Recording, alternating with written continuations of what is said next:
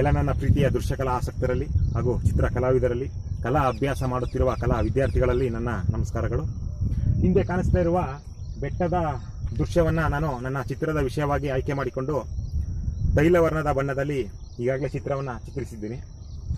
ಸ್ಥಳದಲ್ಲೇ ನೇರವಾಗಿ ಪ್ರಕೃತಿ ಅಥವಾ ಇತರೆ ಚಿತ್ರಗಳನ್ನು ಚಿತ್ರಿಸುವುದಕ್ಕೆ ಲ್ಯಾಂಡ್ಸ್ಕೇಪ್ ಪೇಂಟಿಂಗ್ ಎಂದು ಕರೆಯುತ್ತಾರೆ.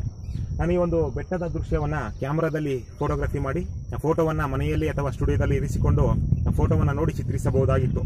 ಆದರೆ ಆ ಚಿತ್ರದಲ್ಲಿ ಭಾವನೆಯನ್ನು, ಜೀವಕಲೆಯನ್ನು ತುಂಬಲು ಸಾಧ್ಯವಿಲ್ಲ.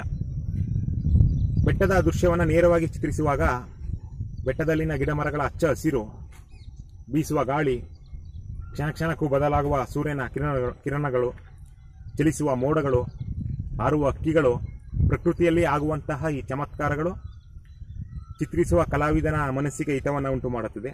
ಚಿತ್ರಿಸಲು ಪ್ರಕೃತಿಯೇ ನಮಗೆ ಪ್ರೇರೇಪಿಸುತ್ತದೆ. ನಾವು ಸ್ಥಳದಲ್ಲೇ ನೇರವಾಗಿ ಬೆಟ್ಟದ ದೃಶ್ಯವನ್ನು ಚಿತ್ರಿಸುವಾಗ ಬೆಟ್ಟದಲ್ಲಿನ ಗಿಡ ಮರಗಳ ಹಚ್ಚ ಹಸಿರು ಕಣ್ಣಿಗೆ ಮುದವನ್ನುಂಟು ಮಾಡುತ್ತದೆ. ಬೀಸುವ ಗಾಳಿ ಚರ್ಮಕ್ಕೆ ತಂಪನ್ನೆರೆಯುತ್ತದೆ. ಸೂರ್ಯನ ಕಿರಣಗಳಿಗೆ ಚಲಿಸುವ ಮೋಡಗಳು ಅಡ್ಡಗಟ್ಟಿ ಬೆಳಕಿನ ಚಮತ್ಕಾರಗಳು ಉಂಟಾಗುತ್ತದೆ. ಹಕ್ಕಿ ಪಕ್ಷಿಗಳ ಕಲರವ ಕಿವಿಗೆ ಇಂಪನ್ನು ಉಂಟು ಮಾಡುತ್ತದೆ. ಪ್ರಕೃತಿಯಲ್ಲಿ ಆಗುವಂತಹ ಈ ಚಮತ್ಕಾರಗಳು ಚಿತ್ರಿಸುವ ಕಲಾವಿದನ ಮನಸ್ಸಿಗೆ ರೋಮಾಂಚನಕಾರಿ ಅನುಭವ ಉಂಟು ಮಾಡಿದಾಗ, ಈ ಅನುಭವವೇ ಪೇಂಟಿಂಗ್ ಆದಾಗ ಆ ಒಂದು ಚಿತ್ರದಲ್ಲಿ ನಾವು ಭಾವನೆಯನ್ನು ನೋಡ್ಬೋದು, ಜೀವಕಲೆಯನ್ನು ನೋಡ್ಬೋದು, ಸೌಂದರ್ಯ ಪ್ರಜ್ಞೆಯನ್ನು ನಾವು ಕಾಣ್ಬೋದು.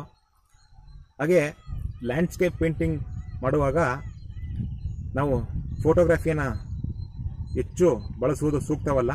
ಸ್ಥಳದಲ್ಲಿ ನಾವು ಈ ಪ್ರಕೃತಿಯನ್ನು ಅನುಭವಿಸಿ ಚಿತ್ರಿಸಿದಾಗ ಆ ಚಿತ್ರದಲ್ಲಿ ಜೀವಕಲೆಯನ್ನು ನಾವು ನೋಡ್ಬೋದು. ಮುಂದಿನ ಹಲವು ವಿಷಯಗಳೊಂದಿಗೆ ಭೇಟಿಯಾಗೋಣ. ಧನ್ಯವಾದಗಳೊಂದಿಗೆ ನಾನು ನಿಮ್ಮ ಸದಾ ಕಲಾವಿದ.